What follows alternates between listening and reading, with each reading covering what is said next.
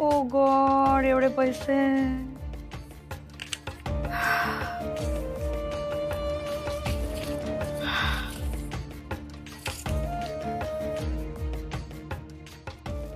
आता फक्त एकच अजेंडा आहे,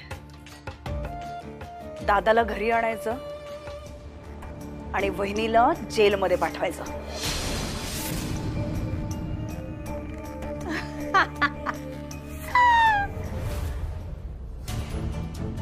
हाय गो बेटा, शाळेतून आलीस? तुम्ही बाजूला बा म्हणताय ना.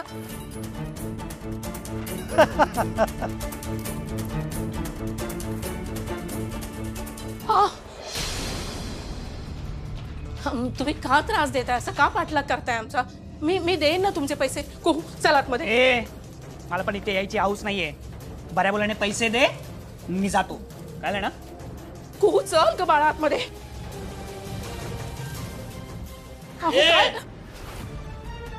आता तुझ्याकडे जेवढे पैसे आहेत ना ते आत्ताच्या आत्ता दे, नाहीतर गॅरंटी म्हणून ना हिला घेऊन जाईन. काय ना? हे बघा, माझ्याकडे जे काही दागिने जे काही पैसे आहेत ना मी तुम्हाला आत्ता आणून देते, पण प्लीज तिला काही करू नका. तिला काही वहिनी, वहिनी काय काय करतेस तू? कधी कोहूला इकडे इकडे इकडे इकडे बघ. अगो तू असंच आत्ता घाबरलीस ना तर ते तुला सारखं घाबरवतील. ऐक ऐक ऐक ऐक ऐक, मला काही ऐकायचं नाही. मला जाऊ दे. मला माझी मुलगी महत्वाची आहे. वहिनी, हे हे हे एवढे पैसे कुठून आणले? मी ते बँकेत गेले होते ना, सगळे पैसे घ्यायचे होते तर ते कलेक्ट करून घरी आणले आणि मी जस्ट मोजतच होते म्हणजे तर तेवढ्यात तुम्ही लोक आलात. हो शिल्पी, तुला माहित नाही तू काय केलंय सगळं. खरंच थँक्स. अगं आधी सांगायचं होतं ना शिल्पी. खरंच थँक्स. अगं तू का असं करतेस? वहिनी इकडे ये. तू हे सगळे पैसे जर त्यांना दिलेस तर आपलं काय, आपल्या फ्युचरचं काय? सगळे सगळे नको दिवस आपल्यासाठी. अगं असं काय बोलते? आता काय महत्वाचं आहे? तसे इन्शुरन्सचे पैसे आपण गुंडांना देणार होतो ना, आणि कुहू नाही तर ते कुहूला घेऊन जातील. आणि आता सगळ्यात जास्त आपल्याला कुहू महत्वाची आहे. आणि मला ते गुंड इथे राहिलेले नको आहेत. ते जेवढे लवकरात लवकर जातील ना तेवढे बरं आहे.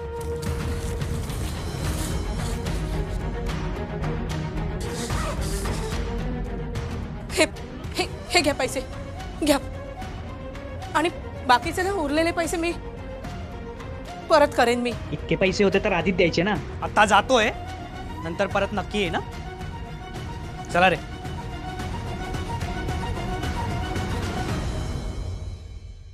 कुहू बाळा,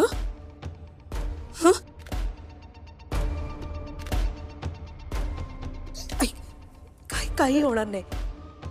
आई आहे ना. काही होणार नाही. मी काही होऊ देणार नाही बाळा. पुन्हा एकदा वहिनी जिंकली आणि मी परत हारले.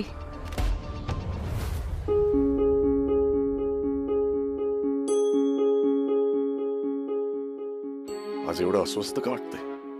रोज शिल्पी या वेळेपर्यंत येऊन जाते. आज अजून कशी नाही आली? आज तिला मी सांगणार आहे, काही होऊ दे. मी सांगणार आहे की मी घरी येणार आहे. मयूर, तू प्रतीकला आंबेडकरला शोधायला जाऊ दिलंस म्हणजे तू त्याला मनापासून माफ केलंस. I am so happy Mayur यासाठी. कीर्ती, मला फक्त बाबांच्या बाबतीत काय गडबड झाली ना ते शोधून काढायचंय. That's it. मला प्रूव्ह करायचंय. हो पण मयूर, प्रतीक एवढा यात क्लोज झालाय आणि त्याने तुला एवढी हेल्प केली आहे. प्रतीक खूप चांगला आहे मयूर. की काय म्हणायचंय तुला? म्हणजे तू प्रतीकचा परत तसा विचार करणार आहेस का? ऍक्च्युली काहीच हरकत नाहीये. तुम्ही तुमच्या रिलेशनला सेकंड चान्स द्या. बाबांच्या शॉक मधून माझी आई अजून बाहेर आली नाहीये. पाऊलो पाऊली मिस करते ग बाबांना. आणि आमच्या फॅमिलीचा आधार गमावलाय ग, खूप मोठा आधार. कुणीच सावरला नाही अजून त्यातून. त्यामुळे आता पूर्ण घराची रिस्पॉन्सिबिलिटी आहे माझ्यावर. सॉरी मयू, मी तुला हे सगळं घाईने असं सजेस्ट केलं. इट्स ओके, मला समजतं तुला काय म्हणायचं, पण मी आता त्या माइंडसेटमध्येच नाही आहे की मी या सगळ्याचा विचार करेन. माझी प्रायोरिटी आता फक्त फॅमिली, फक्त फॅमिली. आणि ना ही सगळ्याची सुरुवात ना त्या वारंगमुळे झाली ना, त्याला शिक्षा झालेली हवी आहे मला. प्रतीकला ना आंबेडकर सापडला पाहिजे, म्हणजे काहीतरी सॉल्युशन नक्की मिळेल.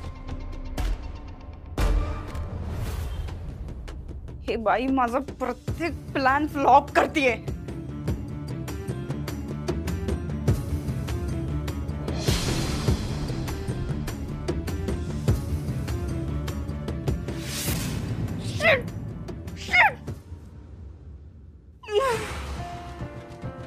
हे पण बस आता, बस. Enough is enough. हिला जेलमध्ये घालवायचं म्हणून मी दादाला घरी आणणार होते, पण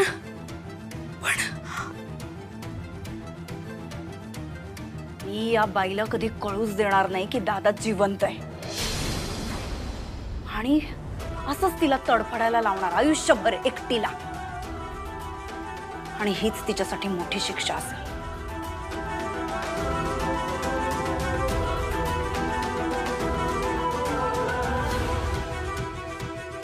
हॅलो, AK ट्रॅव्हल्स. हा, मला एक तिकीट बुक करायचंय अर्जंटली. पॉलिसीचे आलेले पैसे आपण त्या गुंडांना दिले खरे, पण तो एक हप्ताच झाला ना. आता बाकीच्या पैशांची जुळवाजुळव लवकरात लवकर करावी लागेल. बाबा तुम्ही नका काळजी करू, काहीतरी सोय होईल. पण सध्या तरी त्या गुंडांपासून त्रास वाचला नाही विद्युत, तरी सुद्धा आपल्याला लक्ष ठेवावं लागेल.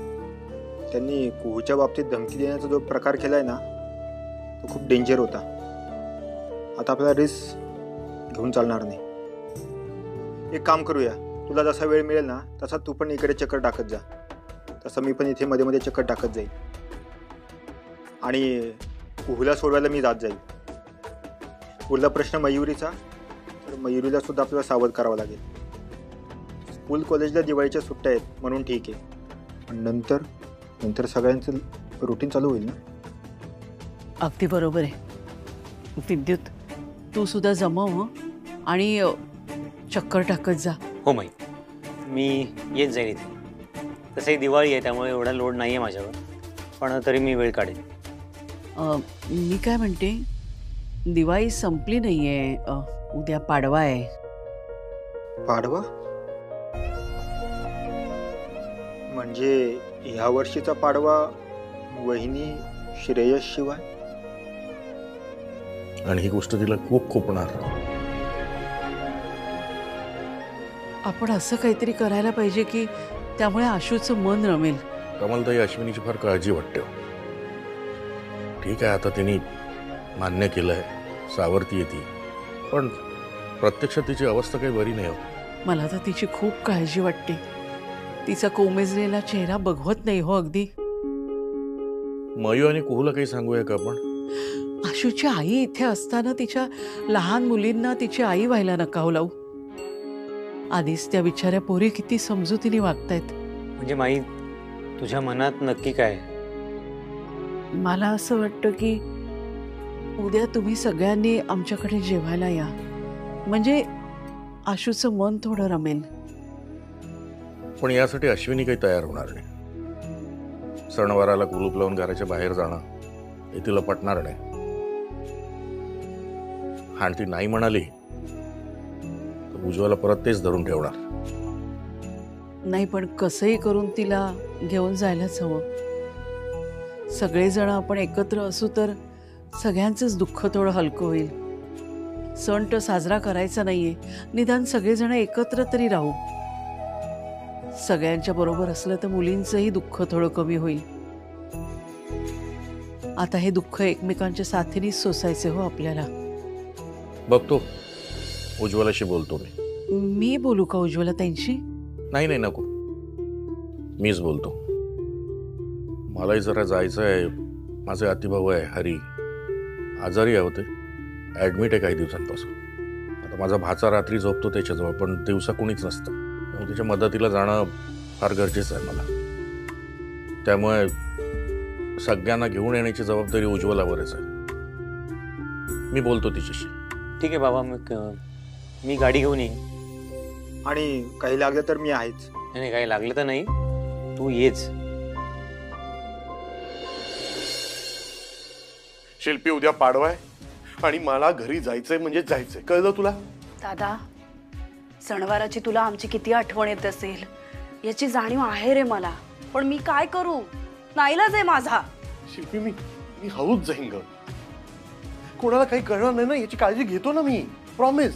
तू असा हळूच येशील आणि आपल्या सोसायटीतल्या कोणाला काही कळणार नाही असं वाटतंय तुला? खरंच? ठीक आहे, चल तेही सगळं मॅनेज करू, पण केकेच्या माणसांचं काय करणार? हा, केकेची माणसं खूप स्मार्ट आहेत दादा, ती कसंही करून तुला शोधतील. इनफॅक्ट मला असं वाटतंय की तुझं आता इथे राहणं सुद्धा खूप रिस्की आहे. तू विचार कर ना दादा, ती माणसं जर इकडे पार्लर पर्यंत येऊ शकतात, मग तुझ्या ऑफिस पर्यंत का नाही येऊ शकत बरं? शिल्पी मला सगळं कळतंय, पण दिवाळीच्या दिवशी तरी घरी येऊ दे मला थोडा वेळासाठी. दादा, मी आता तुला सगळी सिच्युएशन समजावून सांगितली आहे. कुहूला वेठीस धरून त्यांनी कसं धमकावलं हेही सांगितलं, तरीही तुला कळत नाहीये का? हे बघ, तुझ्या लाईफ इन्शुरन्सचे जितके काही पैसे आले होते तेवढे दिले सगळे त्यांना, पण आता पुढचे पैसे मागायला आल्यावर काय करणार आहोत आपण? हा, आता पुढच्या वेळी आणखी कुठल्या धमक्या देतील माहिती नाही. घरात लहान मुली आहेत, म्हातारे कोतारे आई वडील आहेत, तरी सुद्धा तुला रिस्क घ्यायची आहे बहिणीला भेटायची? दादा हे बघ, आता आणखी काही वाईट व्हायला नकोय. माझ्या डोक्यातनं सतत आपल्या सगळ्यांच्या सेफ्टीचा विचार असतो, आणि एकदा तुला गमावण्याचं दुःख अनुभवलंय, पुन्हा एकदा अनुभवायचं नाहीये दादा. Please try to understand.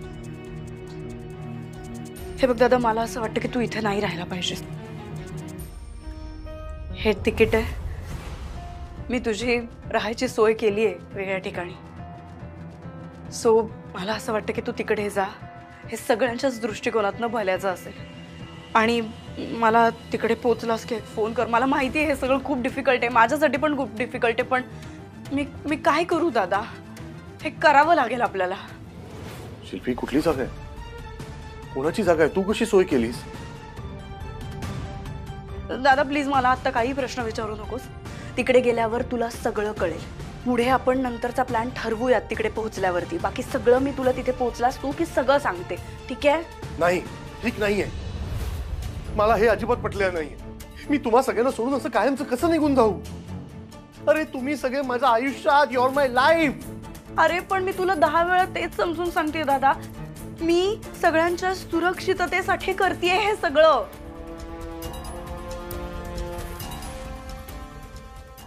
हे बघ दादा, मी तिकीट ठेवतेय इथे.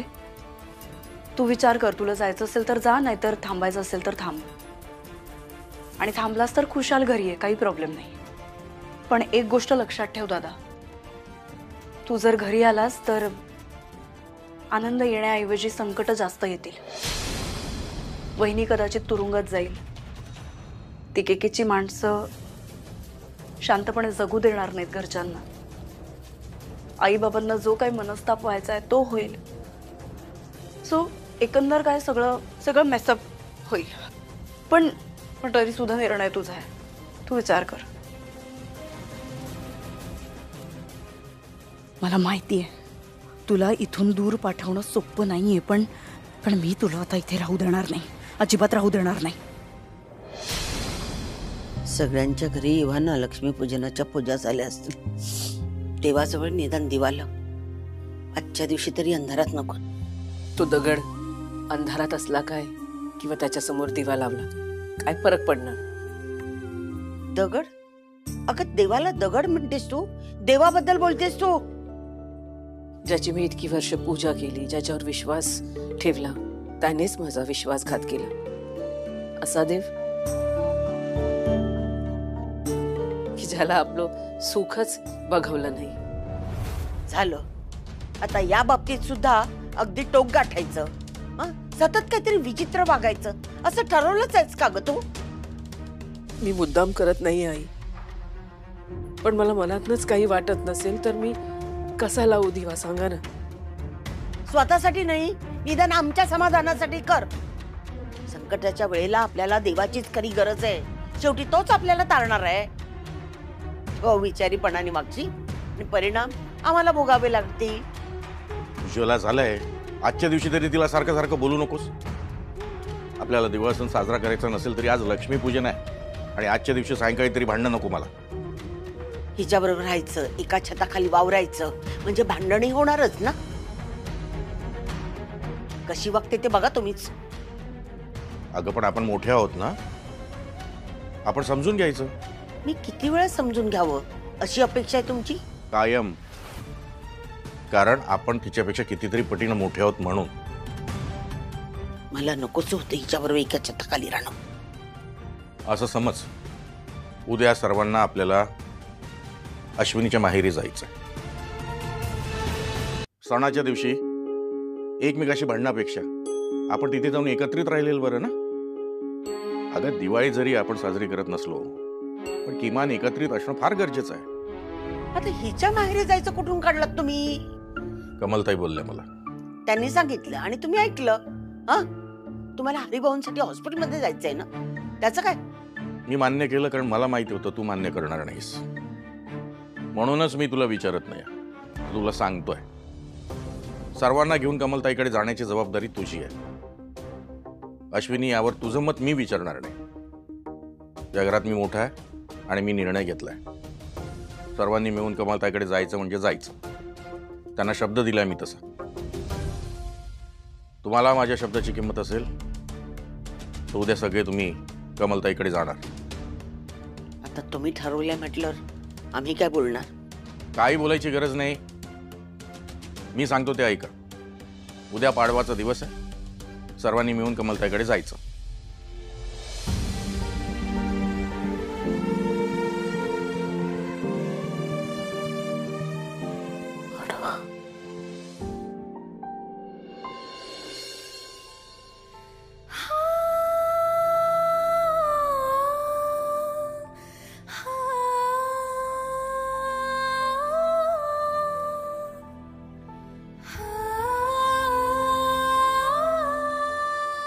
तुम्ही नसताना पाडव्याच्या सणाला काय अर्थ आहे?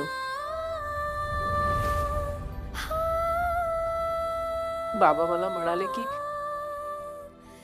बाई अप्पांकडे जा, त्यांना असं वाटतंय माझं मन रमेल. तुमच्याशिवाय हे शक्य आहे का? मी तुम्हाला विसरणं.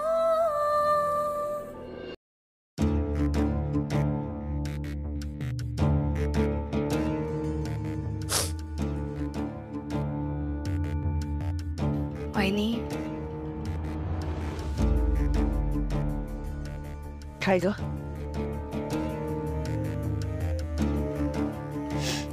दादाचं घड्याळ. असं तुटलेलं घड्याळ बघवत नाही ना ग बहिणी.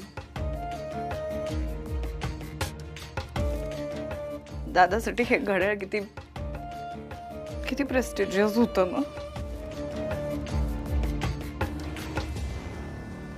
पण बहिणी आता ऐक माझं. Now you have to move on. तू किती दिवस अशी त्याच्या आठवणीत राहणार आहेस? काय बोलते शिल्पी? आणि कसं शक्य आहे ग? आमचं नातं ना 7 जन्माचं. आय नो पण तुला ना हे असं नाही बघवत आहे आम्हा कोणालाच.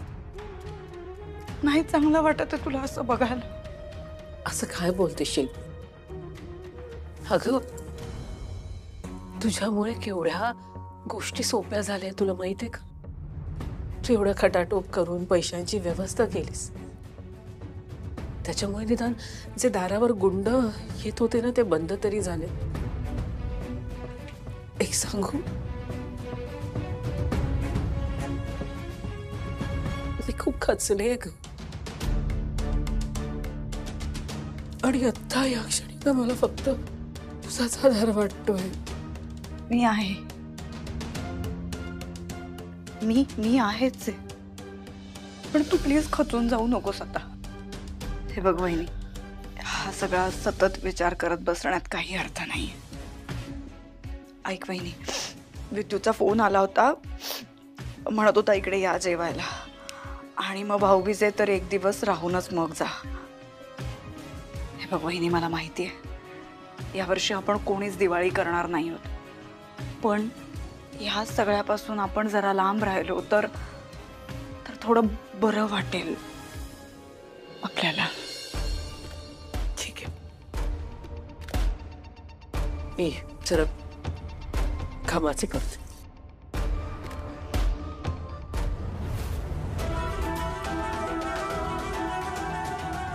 आणि तोपर्यंत दादा सुद्धा आपल्यापासून खूप लांब गेलेला असेल, पुन्हा कधीच या फॅमिलीत परत नाही येण्यासाठी. आणि मग असेल खऱ्या अर्थानं माझी हॅपी हॅपी दिवाळी.